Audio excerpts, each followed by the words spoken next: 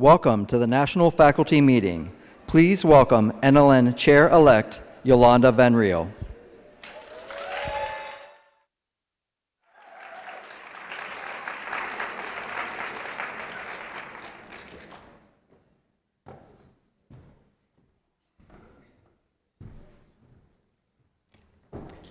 Good morning.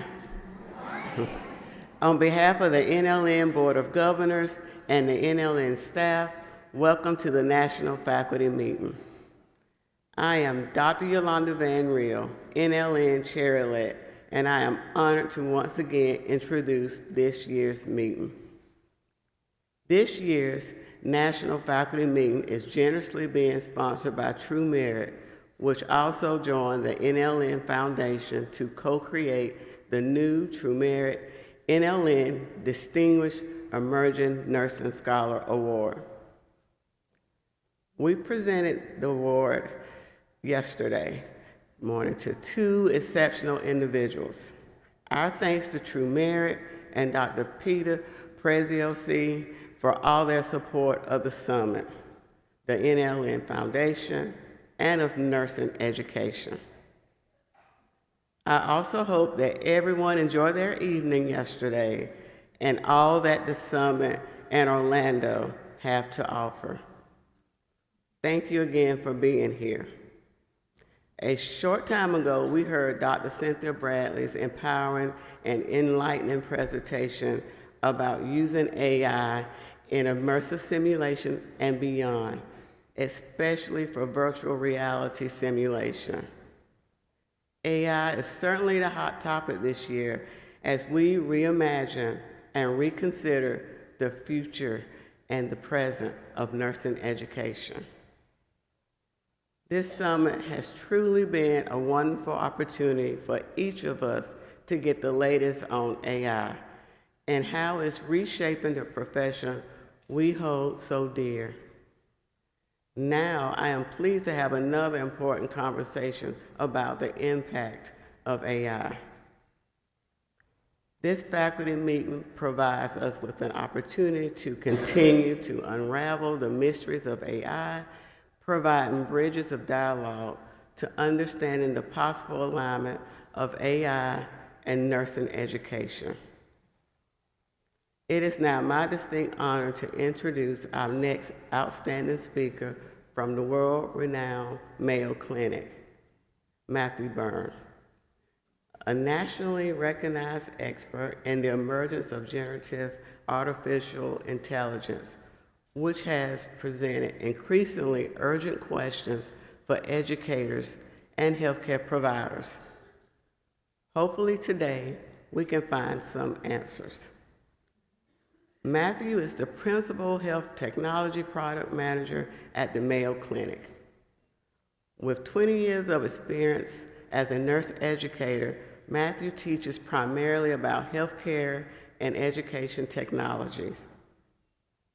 He has worked in a variety of roles in clinical settings, industry, and academia. At the Mayo Clinic, Matthew is helping to design generative artificial intelligent technologies at the cutting edge of nursing education and practice. Today, he will talk about how nursing education has evolved in lockstep with nursing practice to embrace artificial intelligence as a highly disruptive innovation.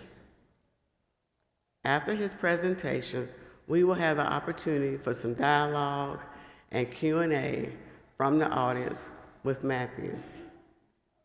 Please welcome Matthew Byrne.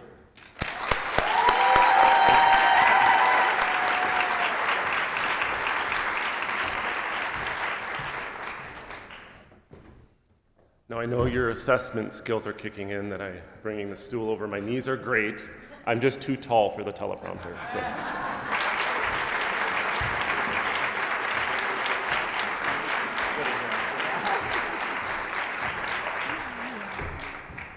Matthew, thank you again for this extremely timely and insightful discussion. It has truly given us a lot to think about and take back to our programs about the risks and rewards of AI for students and faculty practice. We are so appreciative of your willingness to share your insights and knowledge with us.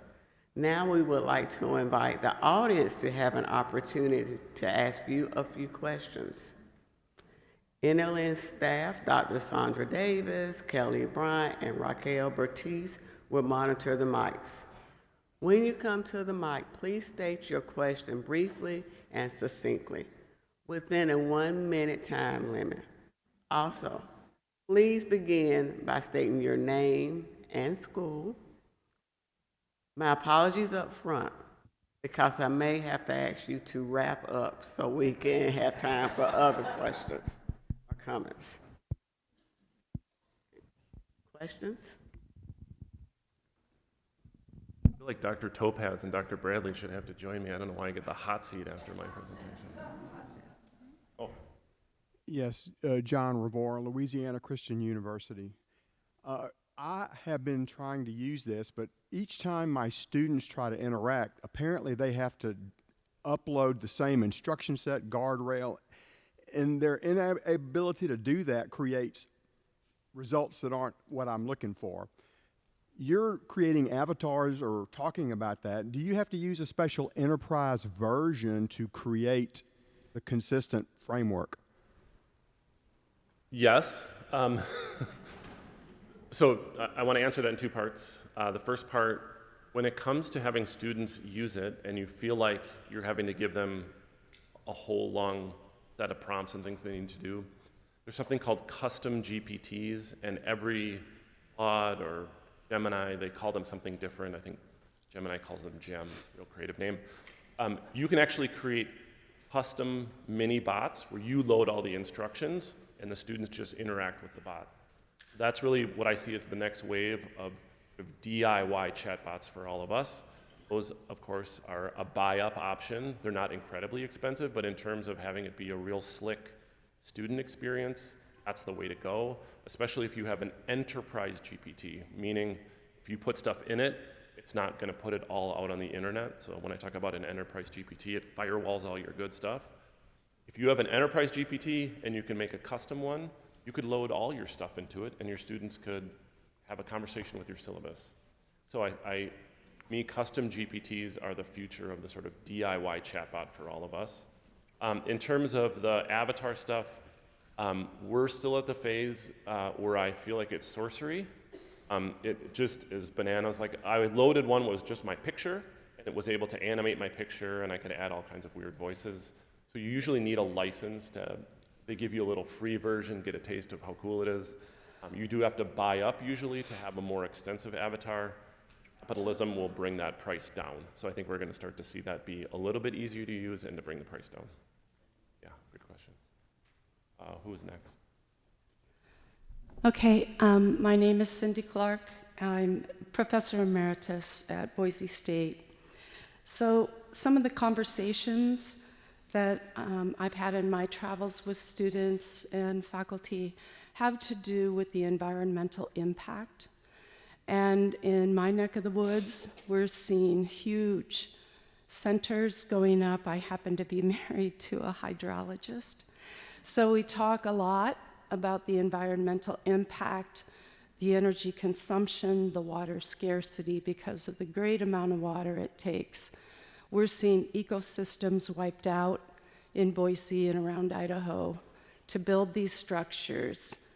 So I think we have a real ethical dilemma, and the environmental impact, I think, is going to be pretty profound. It is profound as we weigh these weighty concepts. Can you address that? I can. First of all, there's a spectacular poster on this topic out there that I encourage you to go look at. I apologize, I can't remember whose it is, but I just saw it this morning. So I would look at that. It talks about responsible practices, which I think is where it starts. I think the good news is that a blend of capitalism and communism will help. All of the reason it uses so much electricity is compute power. So when it's doing all this statistical pattern recognition, there's a lot of compute power, which uses a lot of electricity, which costs a lot of money. All these big vendors, they don't want it to be expensive. So capitalism will help produce models that are much more efficient, and that we'll be less energy hogs. That's happening very, very, very quickly. If you look at the early stage models to now, that compute power has decreased, but I think it's also got to be us being responsible and teaching our students the same. In terms of, and ironically enough, that's my first question on the potential question list. I think in terms of communism, since I have one foot in the tech world, there is a lot of communal sharing of best practices about how to build these things. Dr. Bradley was talking about all these different models and how we're not starting from scratch anymore. That is also significantly helping the amount of compute and electricity it takes. Building a model is an incredible energy hog, and now we're just sharing. That tech community is very science forward in treating this as knowledge that should be shared and not hidden behind proprietary paywalls.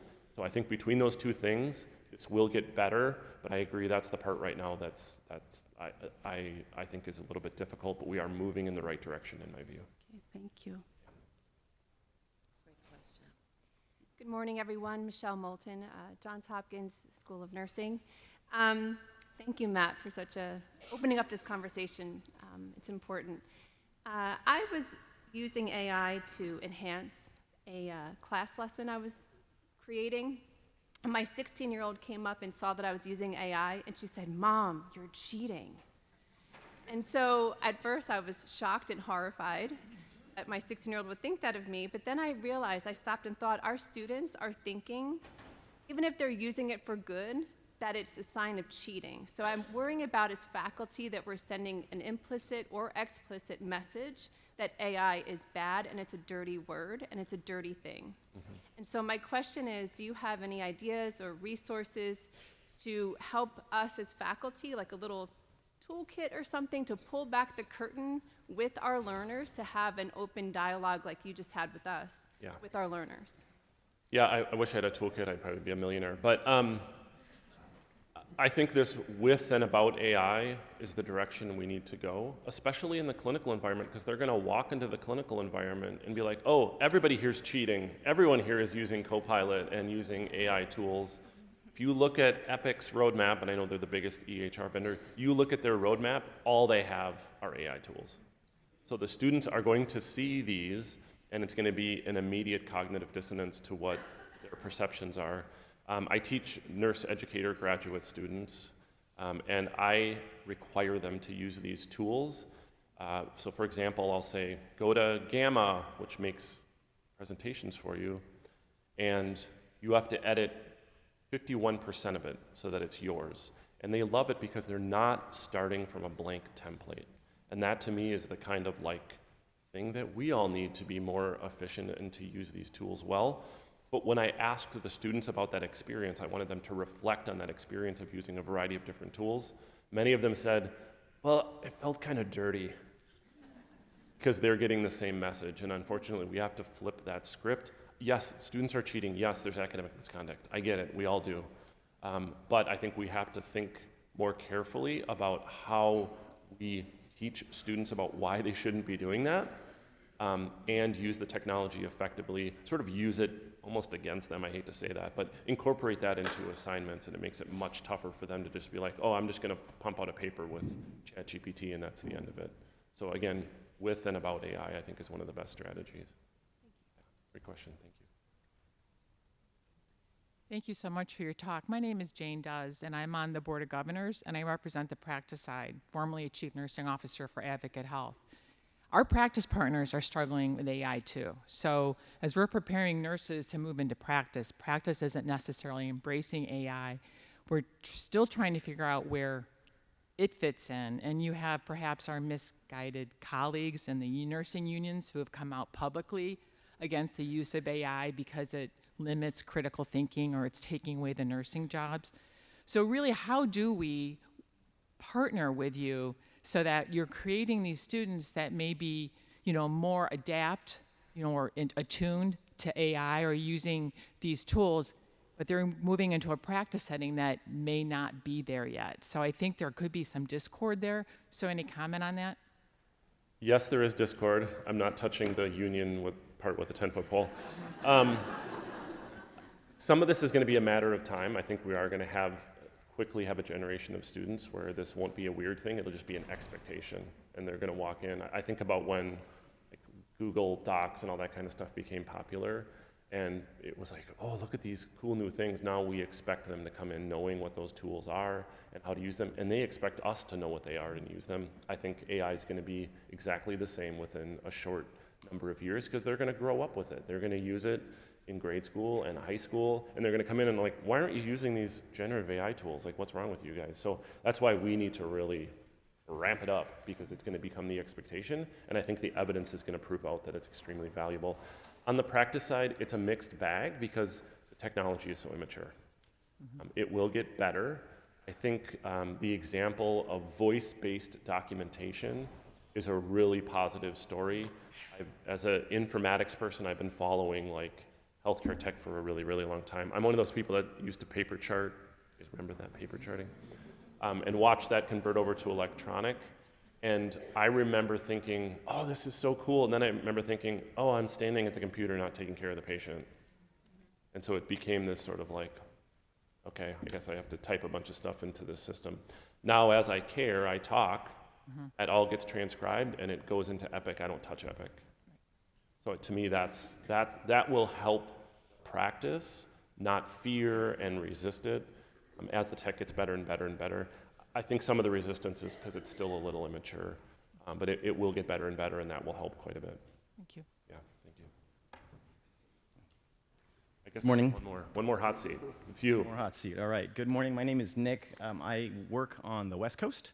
I'm an independent educator, but I also keep one foot at the bedside in the intensive care unit where I practice, that's my whole career is ICU. I also function as a rapid response nurse.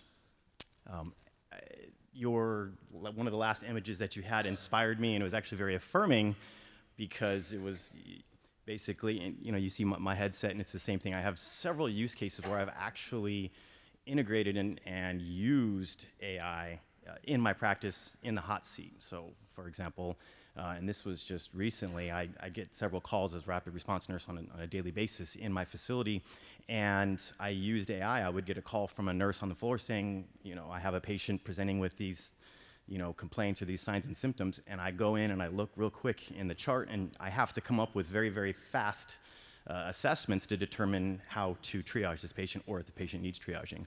So without getting too in-depth, the AI was very accurate in asking me questions, or I was able to use it to come up with a very, very quick assessment or ask the right questions and propose that to the doctor, and we got the care that the patient needed at a much quicker level. So the outcomes are there.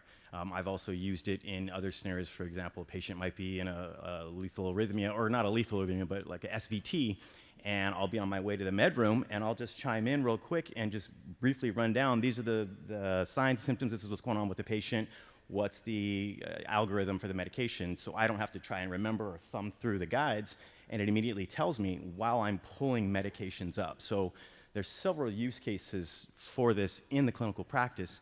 However, how do I bring that to leadership? Because this isn't something that hospitals are integrating, or that we're seeing. And so my question, I'm excited about it. Like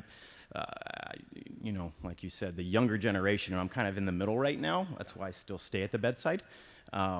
They're born into it. We're adopting this, but the younger generations are born into it. So you're absolutely right. This is something that's going to be expected, but how do I bring these use case scenarios to my leadership in the hospital? Great question. So I think this is a perfect example of what our students are going to walk into. They are going to walk into a high-tech care environment where they have to realize that this thing that they were told to not use and that was kind of dirty to use and kind of secret is now their superpower on the clinical units. And they have to be able to use it effectively, not just to be efficient, but to improve patient care.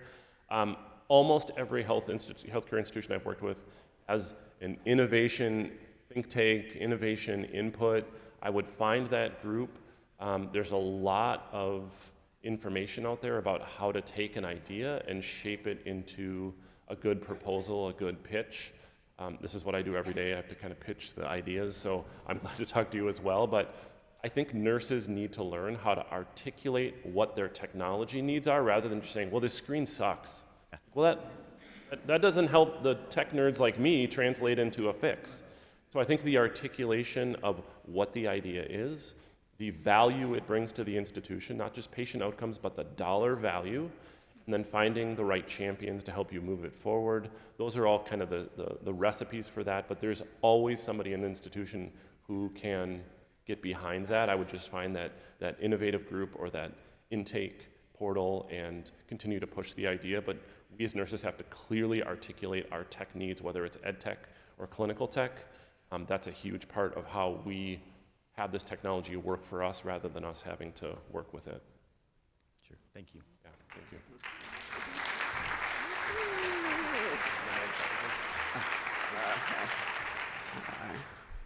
Thank you for joining in this important dialogue. And thank you again, Matthew, for your excellent presentation and discussion today. Now, I would like to welcome back for the final time NLN Chair, Dr. Patricia Sharpney.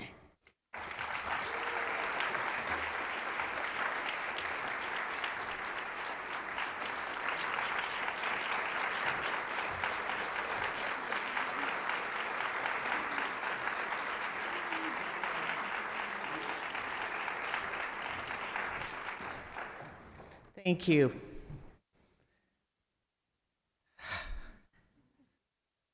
Esteemed nurse educators, colleagues, and friends, good morning. As we gather for the final hours of yet another outstanding summit, the challenge, unraveling the mysteries of AI, and look to awards and celebration at the Chair's Gala this evening, let us take a moment to praise the work of the educators who presented these past several days.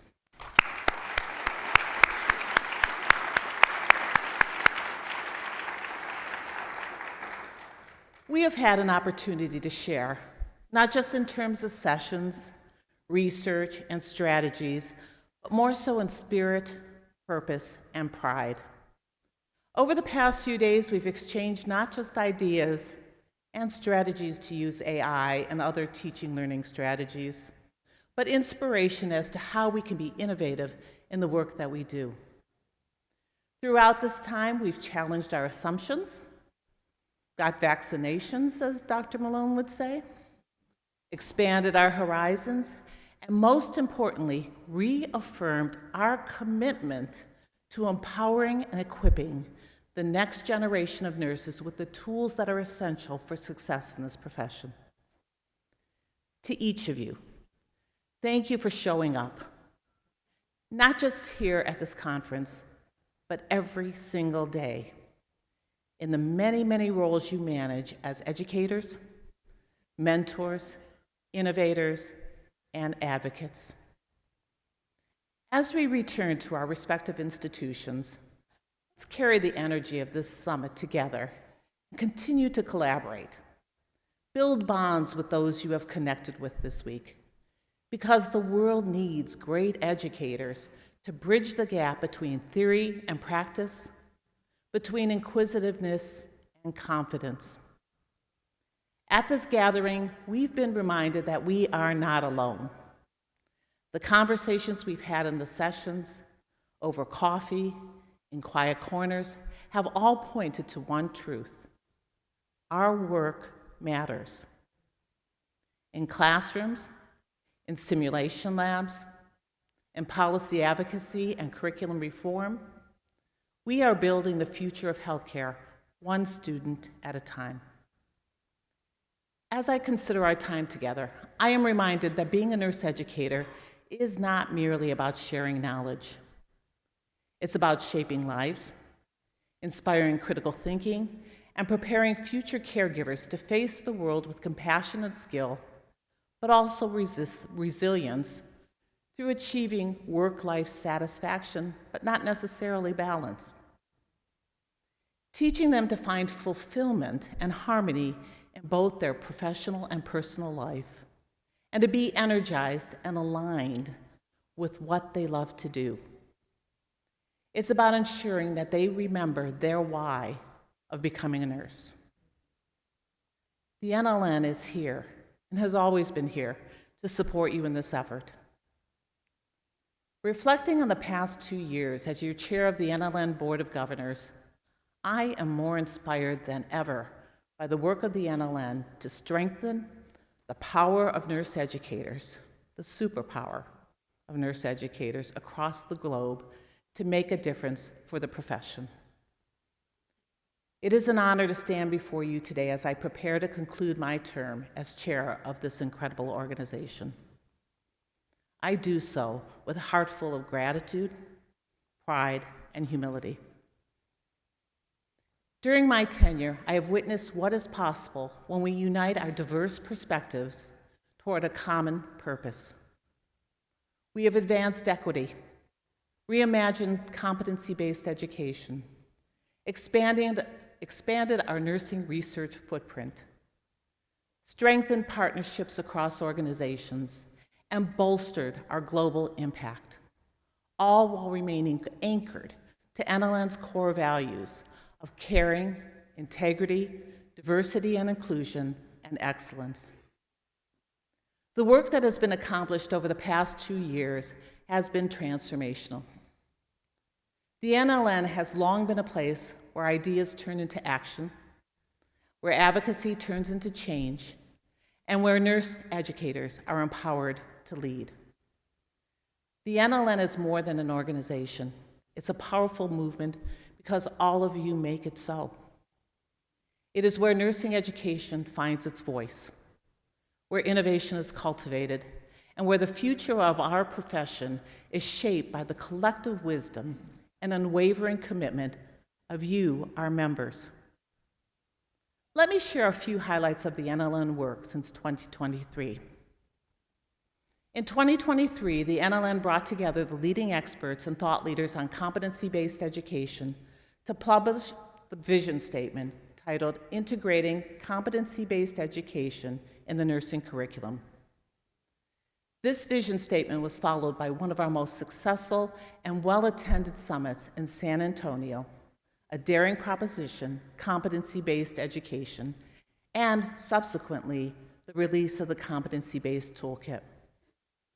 This toolkit is a comprehensive and practical guide for the implementation of CBE across licensed practical nursing, pre-licensure, and graduate-level nursing curricula. If you have not yet accessed these resources, please do so. World-renowned experts worked with the NLN to provide you with a strong foundation necessary to transform your programs and implement evidence-based strategies that will transform transition to practice outcomes. Also in 2023, I was privileged to be part of a delegation representing the NLN at the International Council of Nurses, ICN, Congress in Montreal, Canada, where the importance of preparing qualified new graduates was highlighted. It was quickly acknowledged that the shortage of nurse educators and academic issues that we are experiencing in the United States are concerns globally as well. Recognizing these challenges, NLN President and CEO, Dr. Beverly Malone, boldly advanced a vision to employ the expertise and resources of the NLN to mitigate the academic practice gap across the globe. This inspired vision resulted in a collaborative partnership between the NLN and the ICN to prioritize and promote nursing education worldwide. This vision and the work of the NLN was highlighted this year at the ICN Congress in Helsinki, Finland. The NLN, led by Dr. Gordon Gillespie and Dr. Sandra Davis, with the support of strategic partners, held a summit called the Utstein Conference. This initiative brought leaders in practice, education, credentialing, and regulation from across the globe, and they provided extraordinary insight into designing strategies to promote healthcare worker well-being, nurse educator competency, and approaches to mitigate the nurse educator shortage. As the leading organization for nursing education, the NLN was represented in many, many programmatic sessions at the ICN, untold of. In fact, Dr. Beverly Malone was keynote speaker for this event. The energy that was felt and the outcomes achieved were remarkable. And it's not over. Teams of these leaders are preparing to publish the efforts of this work in 2026. Last but not least, in 2024, the NLN established a very successful NLN Consultant and Speakers Bureau. You may have heard about it already. This is led by Dr. Ariel, I've given you a degree here, Ariel. Ariel Charles, Director of the Office of the PCEO. If you are looking for a speaker, would like to be a speaker, or would like to learn how to become a dynamic speaker, this is an opportunity for you. This resource will not only provide access to well-respected experts in the field, but will also engage emerging leaders to make a difference in our nursing specialty.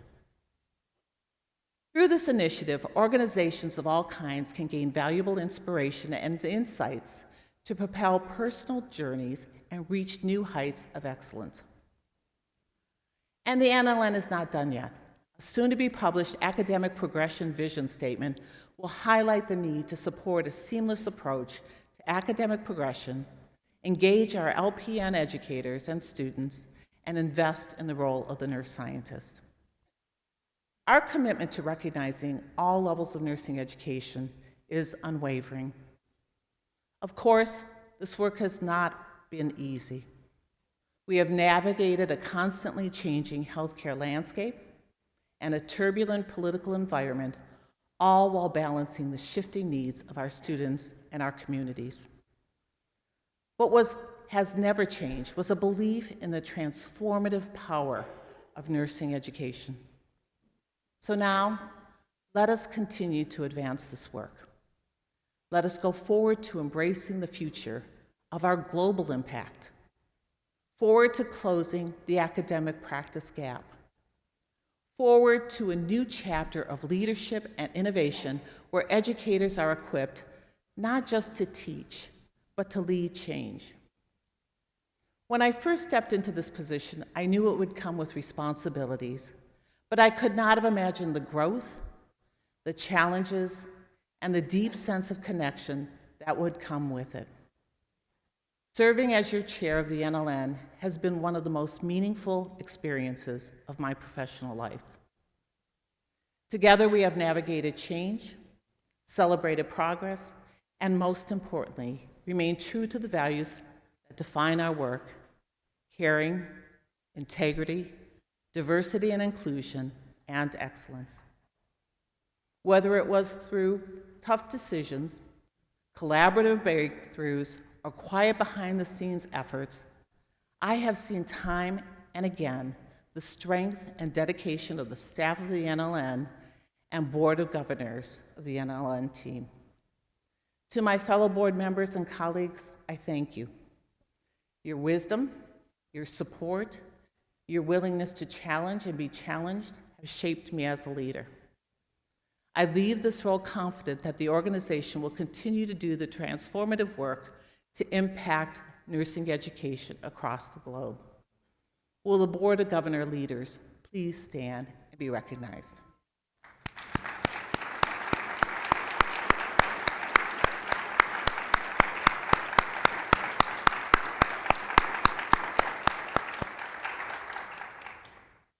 To the NLN leaders and other members I've had the pleasure of working with, thank you. You've challenged me, supported me, and reminded me that leadership is not about holding a position. It's about holding space for others to rise. Your behind-the-scenes work has continued to propel the NLN to new heights, and your support has never gone unnoticed. Thank you, my colleagues, for trusting in our mission and allowing me to serve you. Your engagement and commitment are the lifeblood of this organization. And to my faculty out there from Ursuline College, thank you for suffering these 4 years. I'm back.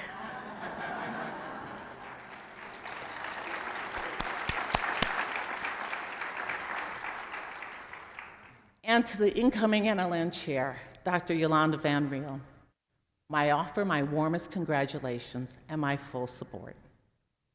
I have every, yes.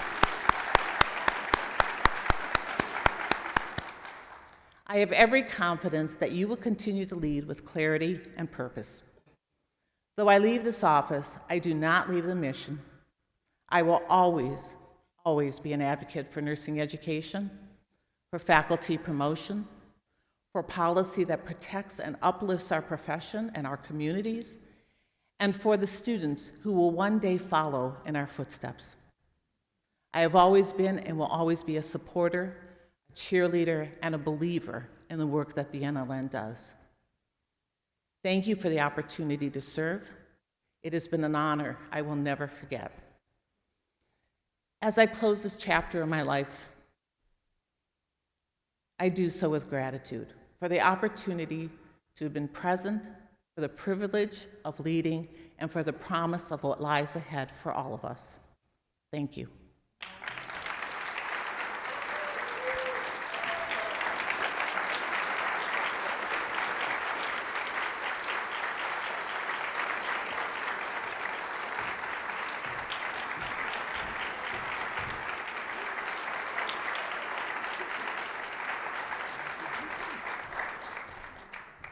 Dr. Sharpnack, thank you for your outstanding leadership as the NLN Chair and for your leadership of the NLN and for mentoring me. You have served us and the nursing education profession well, and we will miss you. It is now time for us to move to the annual business meeting. I turn this back over to Dr. Sharpnack. Thank you. I'm back. I'm still here. Oh, please don't go, because you don't want to miss who has been elected to certain positions. So, good morning, esteemed colleagues. Welcome to the 2025 annual business meeting of the National League for Nursing. As we do each year, you received a raffle ticket when you entered this room. Keep that ticket safe, and if you're leaving, you're not going to win. We'll be drawing 2 winners at the end of the meeting to receive complimentary registration for the 2026 Summit in Washington, D.C. Stay with us until the end, as the winners must be present to claim their prize. This meeting is now called to order and will be in session until 12:30 p.m. I will now entertain a motion to adopt the agenda for the NLN business meeting. So moved. Thank you. A second? The motion is duly seconded. The motion is on the adoption of the agenda. All those in favor of the agenda as presented, please raise your hands. Those opposed, raise your hands. Any abstentions? The ayes have it, and the motion is carried. At their January 2025 meeting, the Board of Governors, in accordance with the established process, reviewed and approved the minutes of the 2024 business meeting.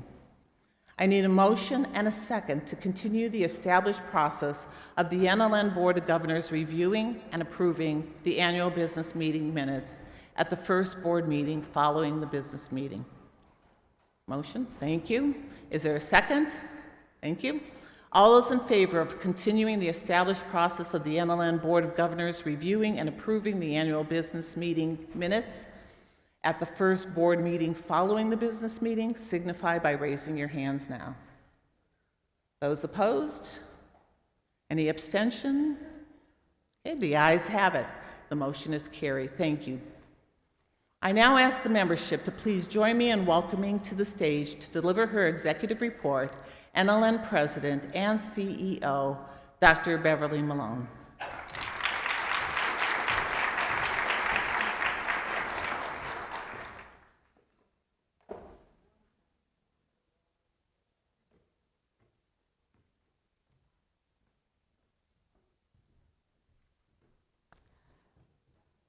Thank you, Madam Chair, for this opportunity to do this presentation, but I'm going to take the liberty of saying how wonderfully impressive the Deb Spunt lecture was this morning. And yes, amazing. And yesterday I talked about receiving my vaccination in terms of AI.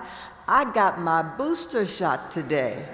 And then Matthew had the audacity to just, before my arms could even recover, to give me another booster shot. He was phenomenal in terms of the faculty interaction today.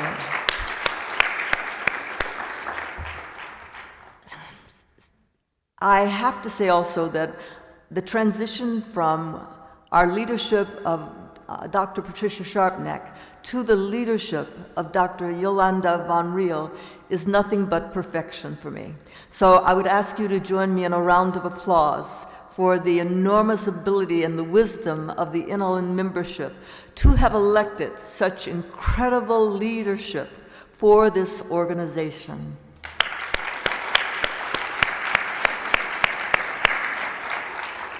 Now I can begin my report. We're glad to say that we remain the leader in nursing education, and there's plenty good room for others to move up their game a little bit, and that's our job, is to be out there leading and investing in new areas of creativity and maximizing the beauty and the knowledge and wisdom of nursing education. It is all about our faculty, it is all about our students, and that is only because it's all about the patients and the families and communities that we heal and serve. So I'm delighted to be right there. Member engagement continues to be our strength and our North Star. Thank you to the thousands of nurse educators who are so involved with the NLN. Colleagues, you are essential to bringing cutting-edge resources and education to all our members who teach in programs across the academic spectrum. The NLN Centers for Nursing Education, they've been extraordinarily busy. First, the long-term partnership between the NLN and Chamberlain continues with the NLN Chamberlain University College of Nursing Center for the Advancement of the Science of Nursing Education. The fourth edition of the Scope of Practice for nurse educators practicing in various academic nurse educator roles is scheduled for publication in February. That's 2026. We're not going back, we're going forward. This new edition will include the newly identified role and competencies of the practical vocational educator role. Yes. Yes. You see, colleagues, we've been sort of focusing in the middle of the spectrum for a little bit of time, and it's now up to us to make sure that those coming in the door as practical nurses and vocational nurses, and those who are at the other part of the spectrum who are at the PhD, that we pay attention to those areas also. We refuse to be contained right here. So stop by the Wolters Kluwer booth, the publisher of NLN books for over 10 years, to obtain a discount price and free shipping. And the free shipping should get you there all by itself. Or you can purchase an advanced copy online at the NLN bookstore.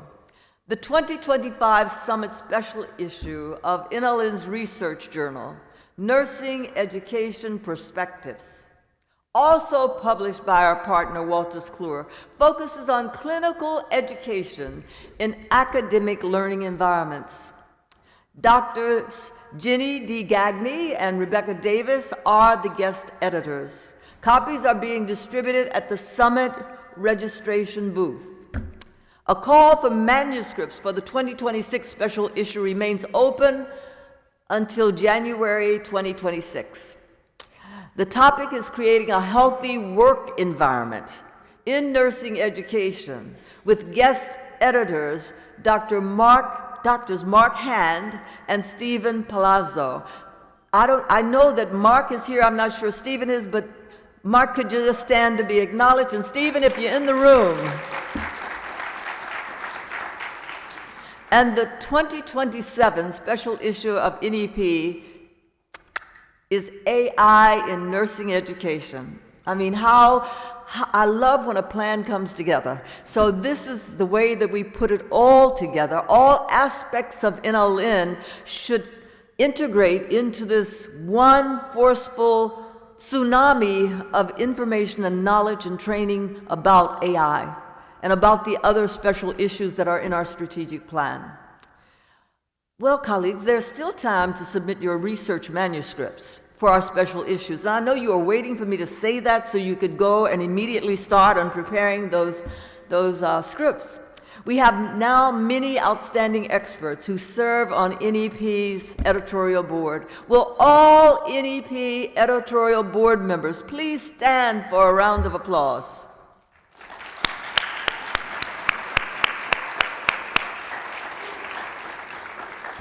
Applications for the 2026 year-long NLN Leadership Institute, which includes LEAD and the Leadership Program for Simulation Educators, are due October 6th this year.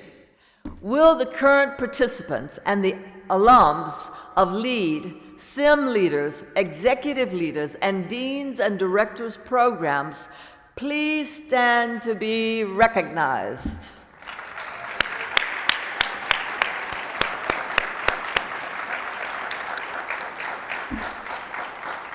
There have been over 600 resulting experts in leadership from these programs alone. I am just so proud and privileged that we are about developing leaders. And there's plenty good room. There is no limitation on how many leaders we need to produce, develop, mentor in nursing education. This is the 4th year of the partnership with NLN and Laerdal Medical to help advance transformation of the standard of resuscitation care for cardiac arrest. Resuscitation quality improvements, we call it RQI. The initiative is evidence-based, digital approach, helps learners achieve sustained mastery of high-quality CPR skills and verified competence through short quarterly practice and review sessions. And I just want to mention that all of this knowledge that we are now resting on was initiated by a nurse scientist, a little person, dynamic, and I think down at Duke University, named Dr. Marilyn Orman. And I don't know if she's around here, but she is absolutely fantastic. If you would like to test trial RQI and renew your BLS card, some of us don't even have one to renew, you can do so. I'm talking personally. No, I'm not accusing you of not having yours. And renew your BLS card, you can do so for free. Did you hear me? Free, while at the summit. I know it's busy, but you just might want, it's like a sale. You might want to take advantage of it. Will faculty from the 75 adopter NL schools of nursing please stand to be recognized?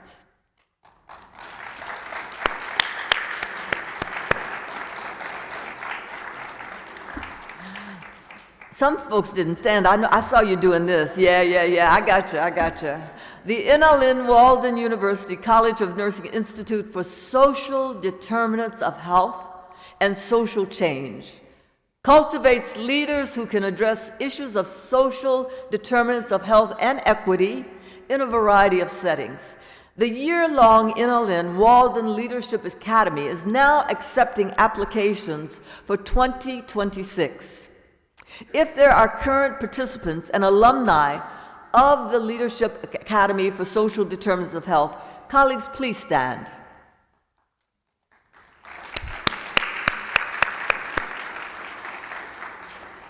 The NLN and the International Council of Nurses, or RCN, formed a strategic partnership to prioritize the education of nurses worldwide through the ICN Education Experts Advisory Committee, or ICNEE.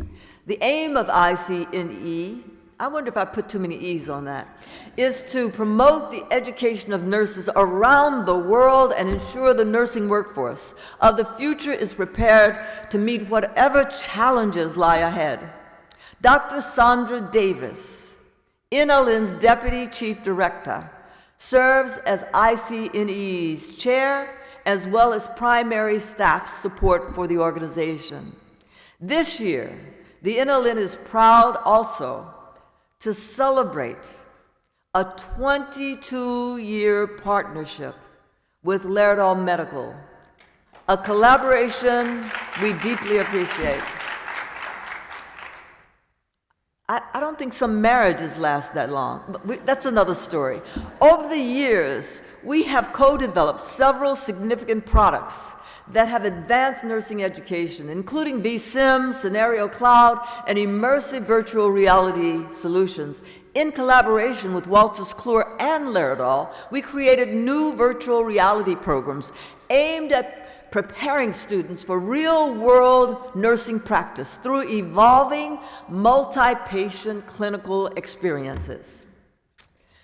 Turning our attention to certification now, I am proud to note that as the certified nurse educator began in 2005, this year we are celebrating our 20th year anniversary.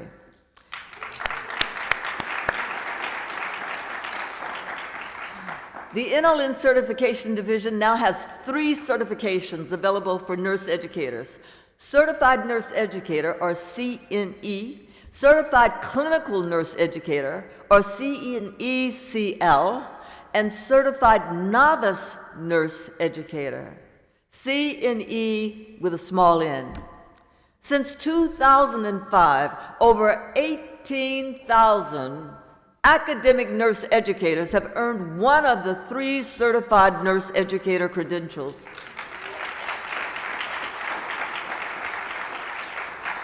During the past 12 months, that's a year, more than 900 nurse educators have achieved certification as an academic nurse educator. It's selling like hotcakes, and it's so wonderful. In recognition of the thousands of academic nurse educators who practice as a clinical educator only, or adjunct or preceptor, a second academic nurse educator certification exam was created 6 years ago. The number of those certified as clinical nurse educators now is over 700.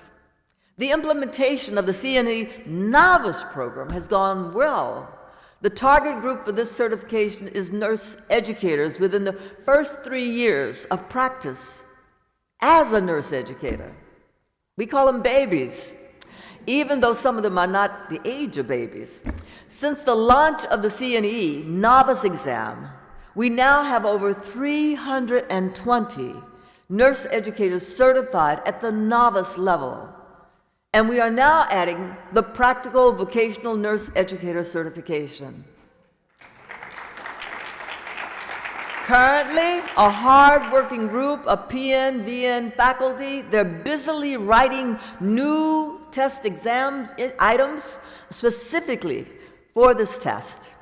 We are hoping to begin testing by the end of 2025 or early 2026. Assessment-based certification programs. Well, not their certification. Linda would tell me, Dr. Linda Christian, there's a difference between certification and certificate. These are assessment-based certificate programs, have been initiated by the credentialing department during 2025. These certificate programs allow the learner to participate in online learning modules about a specific topic, followed by an assessment to verify the learning. Some of the current courses include teaching online, PV, VN, faculty development, preparing to transition from clinical practice to academia, the new nurse educator faculty role, and a shared product with the Nurses on Board Coalition entitled Communication and Language in the Boardroom. Watch for more courses to be added in the future. The INALIN Assessment Services Division offers a comprehensive range of assessment to support nursing program students, employers, and practicing nurses. These assessments can help guide admission decisions, evaluate subject matter proficiency, advance student placement by assessing their prior learning, testing NCLEX readiness, and assessing practice knowledge. As NCLEX preparation also remains a priority for programs and students, Assessment Services offers NCLEX reviews on-site and virtually at the request of the LPN and RN programs. Stop by the NLN Assessment Services booth to learn more about the available assessment products and the current promotional pricing for NCLEX reviews. And find out how you can volunteer to share your expertise and insights and become a valuable part of shaping NLN's assessments to meet the needs of today's nursing students. Next, for communications, I am proud to report that this has been another successful and award-winning year for the team.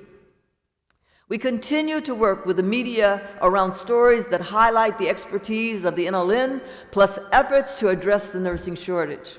We've also been pleased to see new heights of engagement with the NLN through our website and on social media, where we're starting to approach 100,000 followers.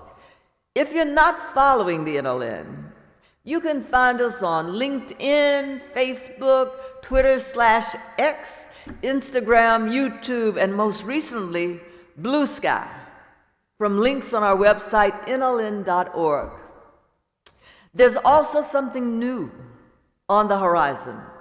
The NLN has started development of an app to be launched in 2026. More people than ever before find content on their phones through apps rather than on the website. It's important that we reach our members and our stakeholders and audiences where they are when they're looking for education and resources from the NLN.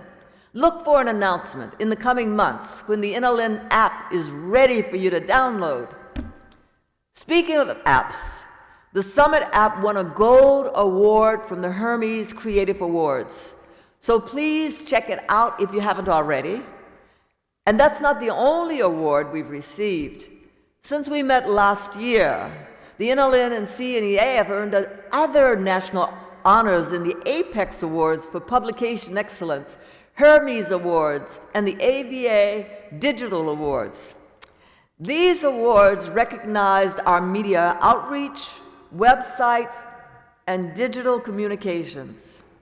Special congratulations to our small but mighty communications team, led by Michael Keaton, along with India West and Anne Marie Watson. And I have to say that, did you hear me say Michael Keaton? So you know it's Batman at work, right? I would also like to congratulate our own Jenny Chica, Deputy Director, and our own Dr. Teresa Schellemich, both of them are doctorates, Executive Director of the CNEA, for the recognition they have received for their newsletter. It's a new thing. The CNA Corner is what it's called. Could we have a round of applause for those colleagues? Yeah. You know, I've heard they're a little busy doing some things called accreditation, so for them to also understand the beauty and power of the media and to adapt to that and to be right up there digitally winning awards, I think it is quite phenomenal. And special congratulations to the team in the NLN Center for Innovation in Education Excellence, led by Dr. Kelly Bryant, along with Andrea Browning and Dr. Raquel Bertis, she'll clean me up later. This year, the NLN Nursing Edge podcast earned a prestigious Hermes Platinum Award, their top honor.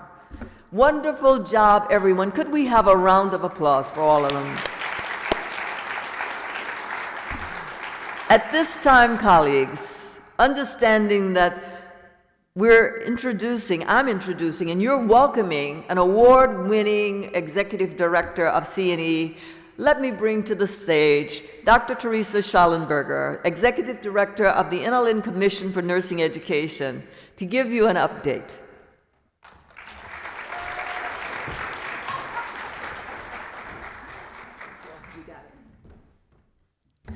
Well, I am so delighted to be here with you today to provide our update about the amazing work that we complete for the NLN Commission for Nursing Education Accreditation, or CNEA. I'd like to share several of our highlights in addition to what Dr. Beverly Malone has already shared. As of July 2025, CNEA has reviewed pre-accreditation or initial accreditation applications and currently have 170 programs in more than 30 states and across the globe. So thank you, programs. These programs are in all phases of accreditation review, including new programs entering pre-accreditation and those in initial and continuing accreditation. The success of CNEA is due in part to our dedicated team of over 200 volunteers, including our expert program evaluators, our committee members, our Board of Commissioners, who all generously contribute their time and talent. We extend our heartfelt thanks to all of those volunteers for their invaluable assistance in achieving CNEA's mission. Please reach out to CNEA staff if you're getting interested in becoming involved in our work. We're always looking for good people who are passionate about promoting quality and excellence in nursing education accreditation. CNEA has been working hard to provide faculty and administrators with professional development opportunities and the needed resources so that you can be better informed about assessment and accreditation topics. During the past year, we've shared our monthly award-winning e-newsletter, which will provide you with those timely and relevant updates about CNEA and accreditation activities. And don't forget to check out our free monthly micro lessons that provide other useful accreditation information. You'll find these CNEA Advantage trainings and our other webinars and workshops on our website at cnea.nln.org. Or if you still want to learn more about accreditation topics, you can register for our new online, self-paced, self-directed learning course. We've launched that first course and we have lots more topics planned. We're also busy updating accreditation materials. Thank you everyone who has provided comments on our recent call for comments. Your comments about our accreditation handbook that provides the policies and procedures for CNEA were very helpful as we updated this document. The accreditation handbook, along with a summary table of those changes, has been updated and is available on our website. We appreciate these many comments that we received about this CNEA accreditation standards as well. We've completed phase 1 of the initial call for comments about our standards. The Standards Committee is now busy reviewing these comments and working hard to make updates on our standards. Once they're completed, we will issue another call for comments about those updated standards. We hope you will carefully review the standards and offer your important feedback so that the standards will reflect the current needs and issues facing nursing education. We're also dedicated to meeting your needs and answering your questions. The wonderful CNEA staff is committed to working with you to ensure the highest quality nursing education, and we look forward to another successful year of continued growth. Thank you.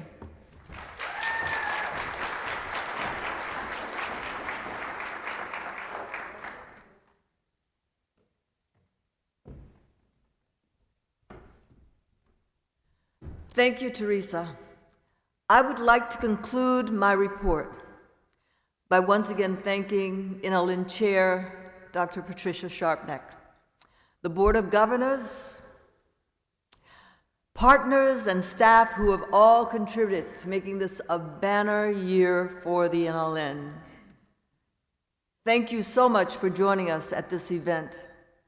I am now turning it back into the competent hands of Dr. Patricia Sharpneck.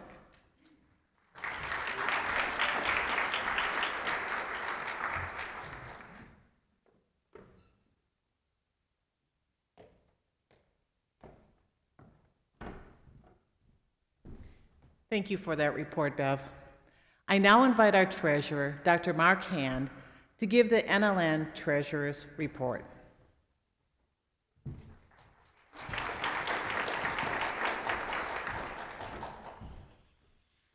Thank you, Patricia. Good morning. And Madam NLN Chair, I present this report on behalf of the Finance Committee. Make sure I get my clicker. The Finance Committee has the fiduciary responsibility for the organization. I would like to thank the following members of the Finance Committee for their oversight of the NLN finances. Oh, I have to wait for the PowerPoint. No? Hello? Sorry, technical difficulties.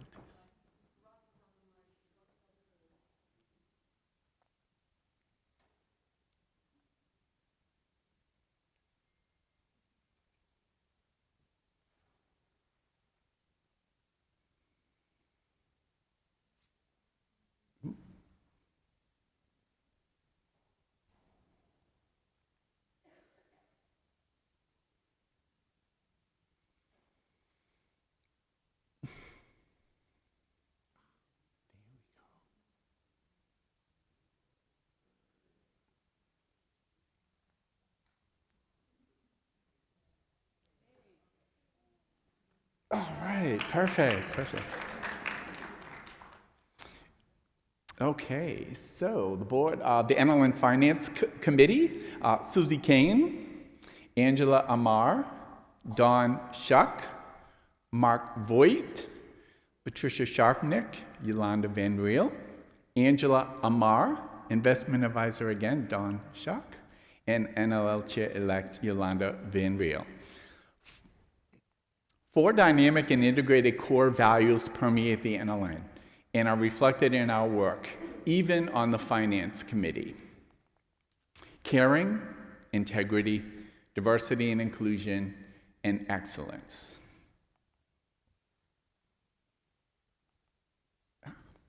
The NLN revenue largely comes from fees for services and royalties from collaboration with industry partners.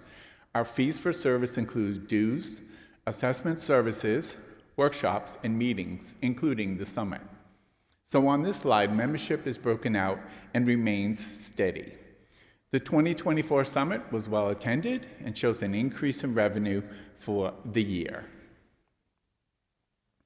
Overall operating expenses have remained steady over the years and are managed in a fiscally responsible way.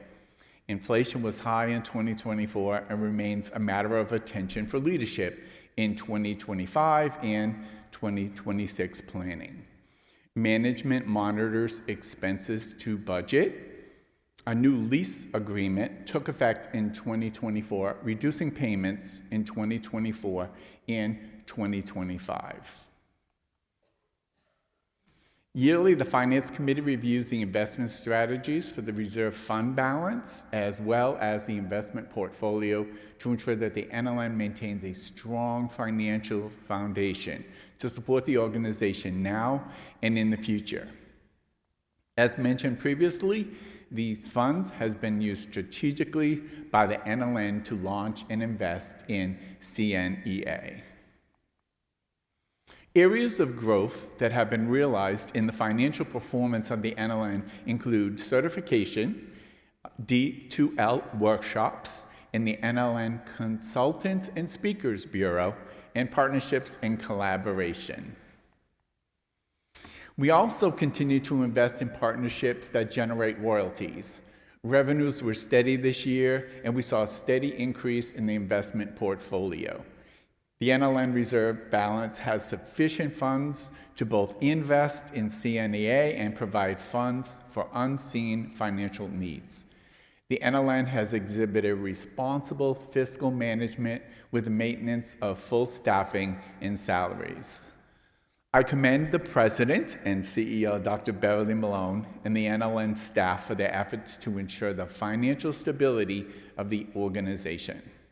We look forward to working with our new finance staff, Paul Weiler, Director of Finance, and Arif Bakhtiar, Senior Accountant. This concludes the report of the Treasurer. Thank you.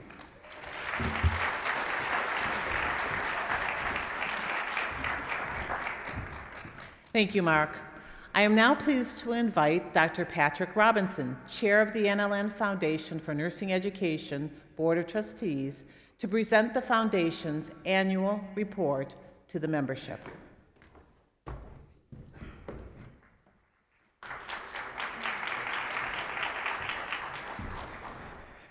Thank you, Patricia. Thank you for your leadership and for your support of the Foundation over your tenure as the NLN Chair. As Chair of the NLN Foundation for Nursing Education, it is my privilege to share with you how your generosity is providing opportunities for nurses and nurse educators to pave the way to a very bright future. But first, I have to give a little summit update. This year, we hosted our 4th 5K event. The first was virtual. Couldn't figure out how to do it on the Las Vegas Strip. And this was the 3rd in high heat and humidity.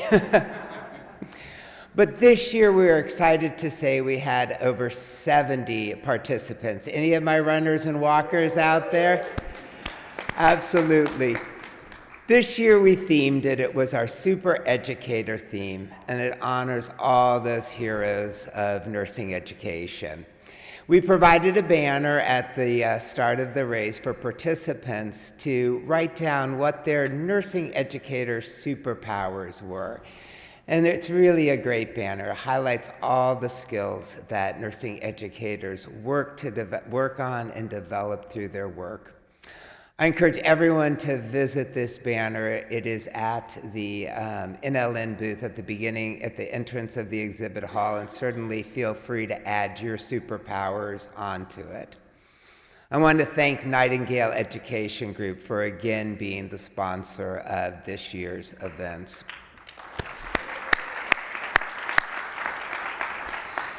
Funds raised during the 5K and your donations received throughout the year help to provide the NLN Nursing Education Scholarships and NLN Research Grants. This was a banner year for giving for us. I am proud to announce that this year we awarded 21 scholarships to highly deserving students thanks to your support. And I had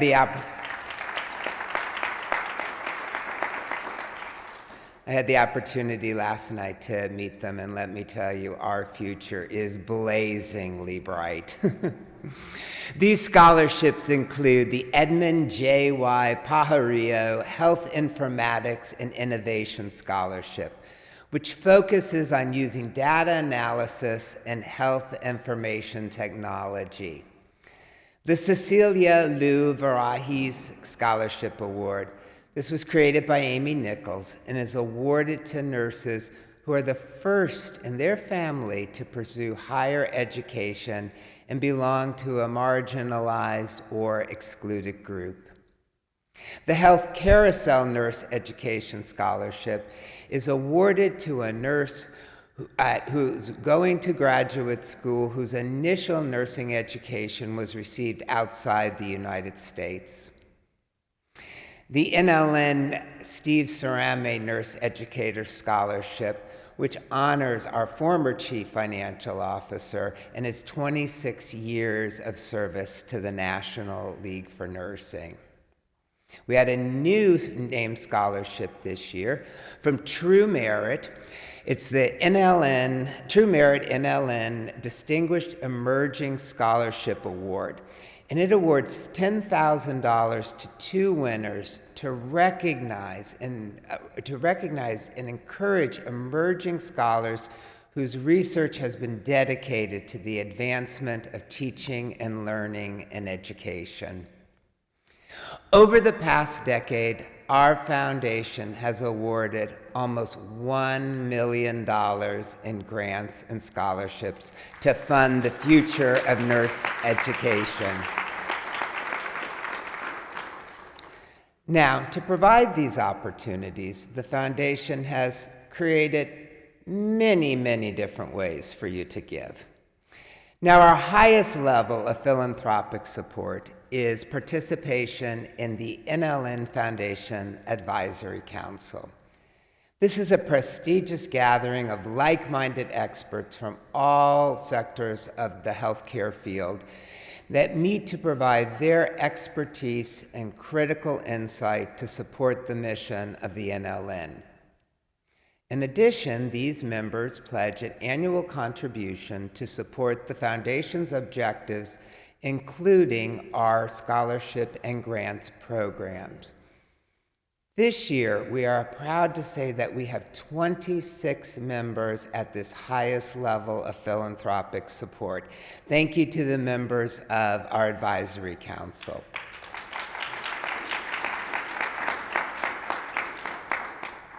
We invite you to learn more about the Advisory Council on our website and also to consider maybe joining this group of leaders. Now, another way the foundation raises funds is through our class giving project, the incoming support from the incoming Centers of Excellence and the Academy of Nursing Education inductees. We would like to thank the sponsors of this: Duquesne University School of Nursing, Creighton University, Emory University, Nell Hodgson Woodruff School of Nursing, Virginia Simmons, Beth Latimer, Larry Slater, and Sue Fernaris for their outstanding support of this initiative.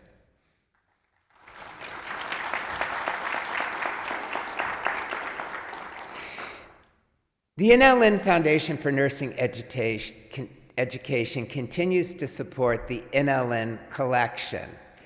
This collection is located at the University of Pennsylvania Barbara Bates Center for the Study of History and Nursing.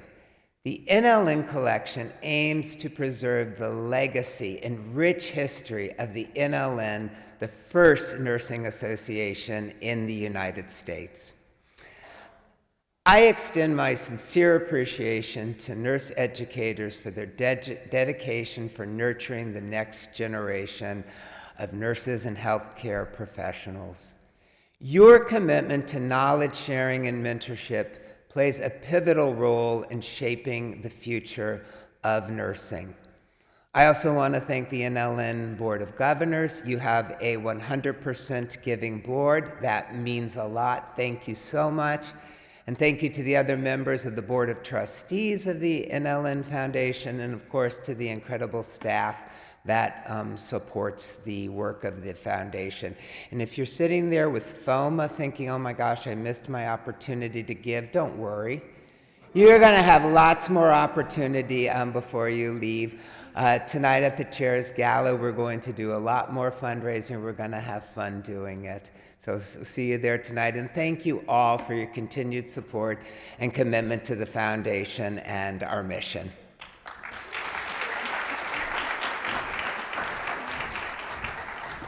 Thank you, Patrick.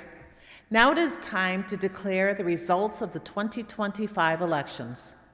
Before I do so, I would like to thank the current NLN Board of Governors for your outstanding volunteer service to this organization. You have done such important work during increasingly challenging times. I would also like to acknowledge the outgoing NLN Board of Governors, Dr. Tidra Smith. Please stand.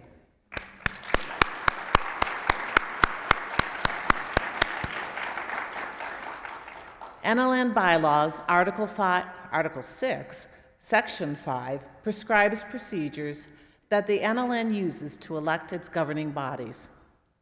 According to the code of the not-for-profit law under which the NLN is incorporated, members not present vote by proxy, and the proxies are voted by the NLN chair.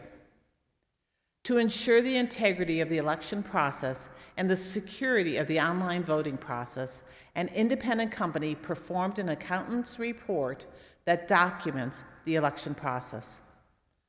To ensure voting confidentiality, the election website was obtained by Survey and Ballot Systems Incorporated. No vote was received or handled by any person connected with the NLN. All elected candidates present will take office at the close of this business meeting. At this time, I am officially casting the member proxies and declare that the following elected individuals will take office at the close of this business meeting. Will those members present please stand as I announce your name? Please hold your applause until the declaration is complete. Paul Smith was elected to a 2-year term as NLN Chair-elect on the Board of Governors. I said hold the applause and then I applauded, sorry. Vancella McCleary Jones was elected to a 3-year term as Secretary on the NLN Board of Governors. Martha Shekel was elected to a 3-year term on the NLN Board of Governors. Lisa Scandale Lewis was elected to the NLN Nominations Committee for a 3-year term. Sonique Salesman and Adrian Stamps were elected to serve 3-year terms as commissioners on the NLN Certification Commission. This concludes the introduction of all newly elected officials of the NLN and the NLN Certification Commission. Please join me in applauding our new leaders.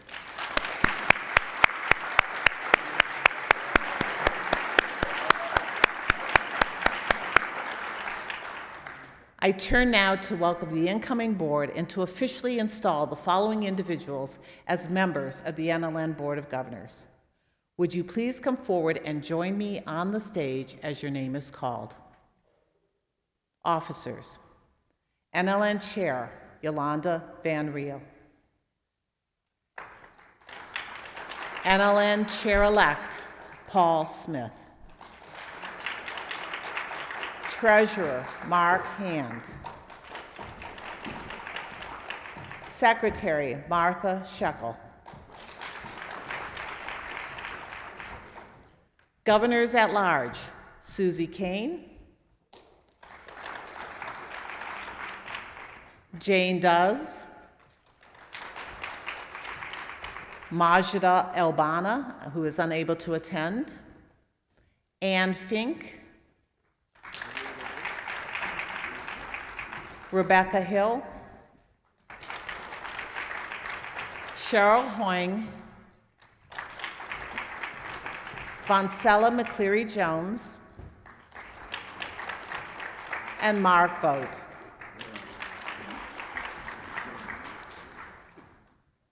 As part of the investiture ceremony, I would ask that the newly elected board members please respond, "I do," to the following pledge.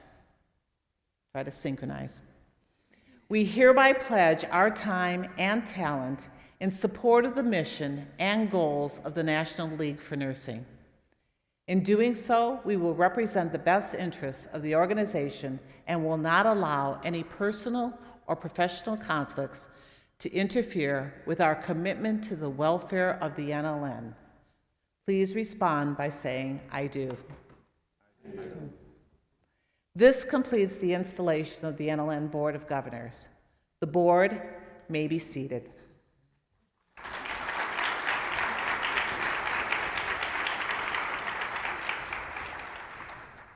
At this time, it is my privilege to turn the gavel and the responsibilities of the role of the NLN Chair over to Yolanda Van Riel.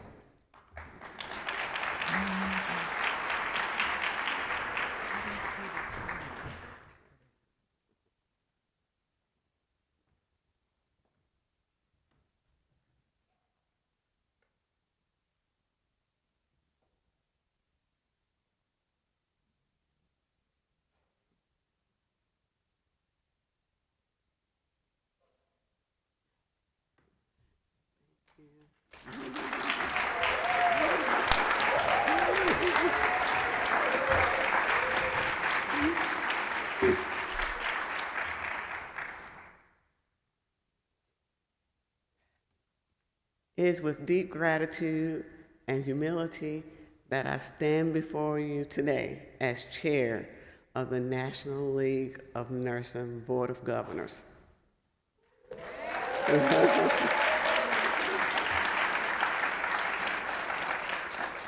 Thank you to our board, our extraordinary president and CEO, our dedicated NLN staff, and you, our members, who show up every single day for your students, your patients, and for the profession of nursing.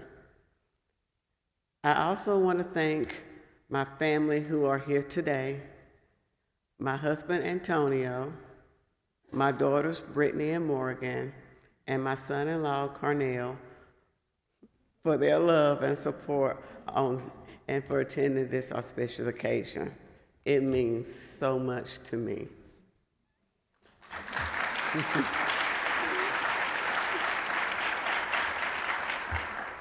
Without them, I would not be standing here today. Thank you for supporting me and loving me through every late night, every early morning, and every step of this journey. This moment is ours, and I am grateful beyond words. I also would like to thank God for giving me strength, vision, and the calling to serve.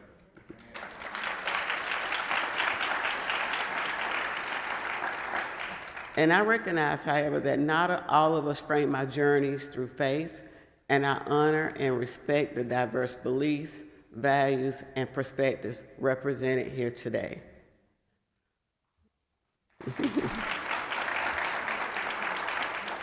What unites us is our shared commitment to education, to nursing, and to the betterment of humanity. Colleagues, nursing education is at a crossroads. Demand for nurses have never been greater, yet our ability to educate and prepare them is under extraordinary pressure.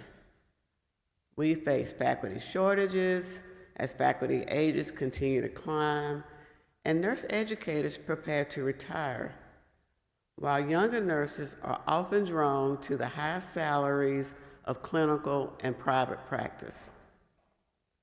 Our programs are turning away qualified applicants every year, not because of a lack of interest, but because of limited faculty, limited classroom space, and limited clinical placements.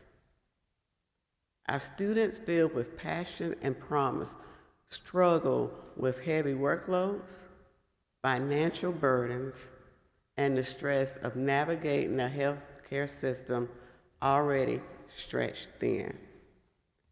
And across our universities, budget shortfalls, political pressures, and shifting accreditation landscapes are adding new layers of complexity. Accreditation has always been a cornerstone of quality in nursing education. Agencies like ACEN, CCNE, and of course NLN, CNEA have safeguarded the standards that make our profession respected and trusted. But today, we are witnessing a new reality. Several states have begun forming their own accrediting bodies, challenging long established processes and raising critical questions. How do we maintain national standards that ensure mobility for our graduates? How do we protect the integrity of nursing education when political winds threaten to shape the very definition of quality? The NLN must be at the table, leading with clarity, with evidence, and an unwavering commitment to students and patients so that accreditation remains about excellence, not ideology. We also must confront financial realities. Nursing is one of the most expensive programs a university can operate. Yet too often, our schools are asked to do more with less. simulation labs, clinical partnerships, and low faculty to student ratios are central, but they are resource intensive. And for our students, rising tuition and the cost of living put nursing education out of reach for too many. This is especially true for students from underrepresented backgrounds, who account for the very diversity our profession needs most. The NLN must continue to advocate fiercely for funding at every level, federal, state, and institutional, to ensure that access to education is not a privilege, but a promise. Artificial intelligence, as we've heard from our great speakers today, it's not a distant future. It's here. It is now. From predictive and analytics to virtual simulation, AI has potential to transform the way we teach and learn. As the speaker says, Dr. Topaz, Matthew Byrne, Cynthia Bradley, and all our other speakers, and of course our deans and directors, we discussed this yesterday. We must lead with intention.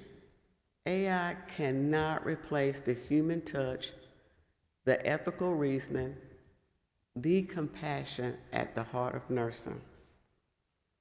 It must serve the learner, support the educator, and center the patient.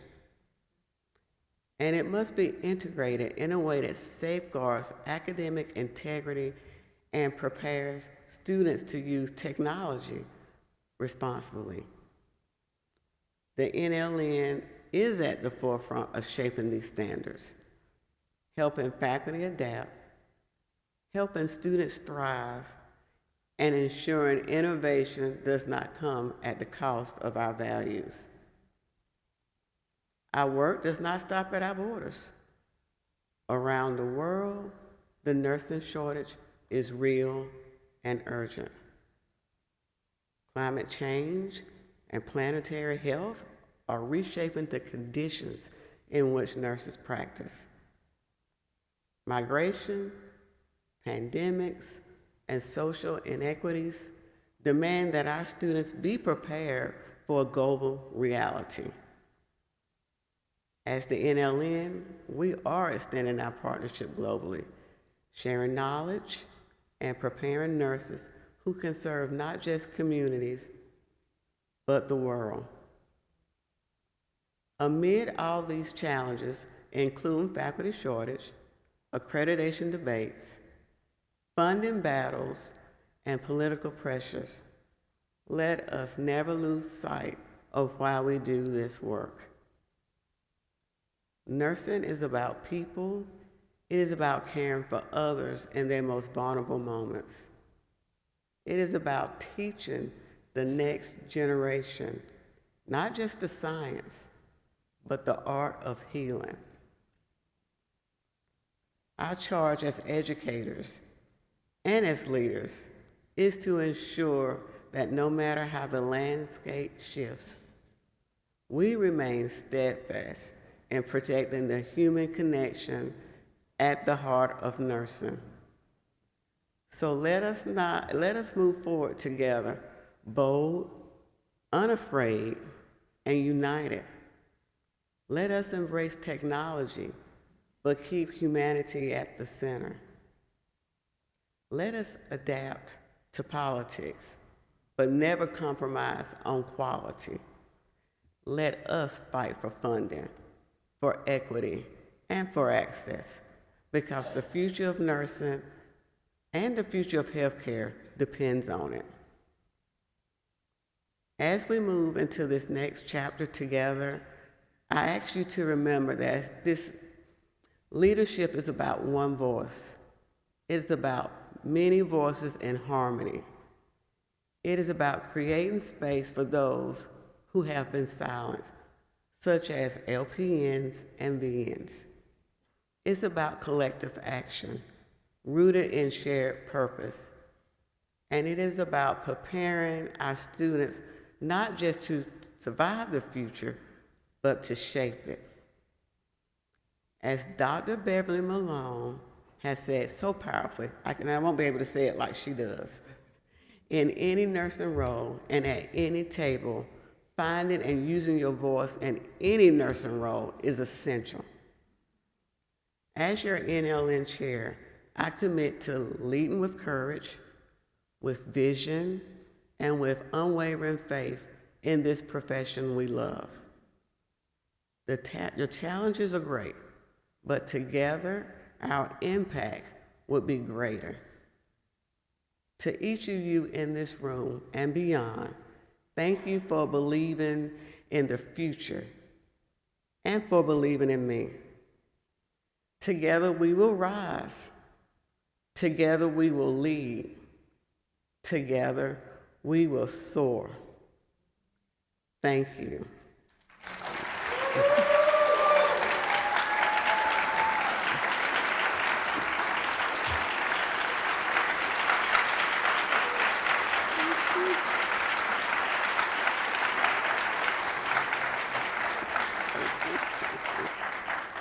Finally, before we adjourn, I have the distinct honor of selecting two winners for the complimentary 2026 registration. So everybody, please take out your ticket you receive upon entering the room.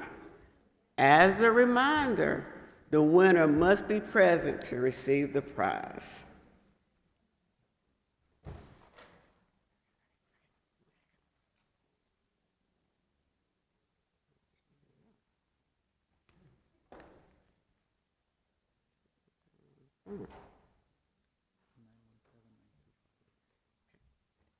Nine 1-7-9-3-5.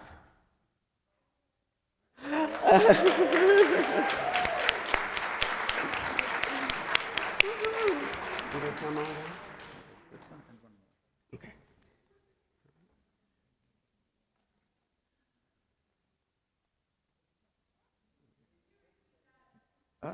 Repeat that. 935. Okay. 917-935.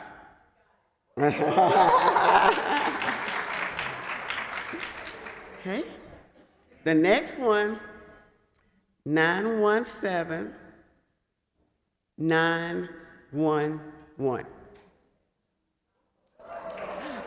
Oh.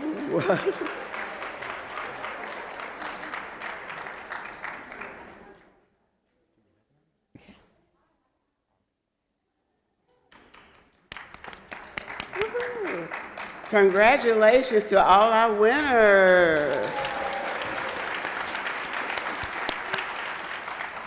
I hope to see all of you in Washington, D.C. next September at the 2026 Summit, where the theme will be, drum roll please, Beyond the Storm, Reshaping Resilience and Recovery. Stay safe and well. Thank you again, and I'll see you tonight at the chair's closing gala reception.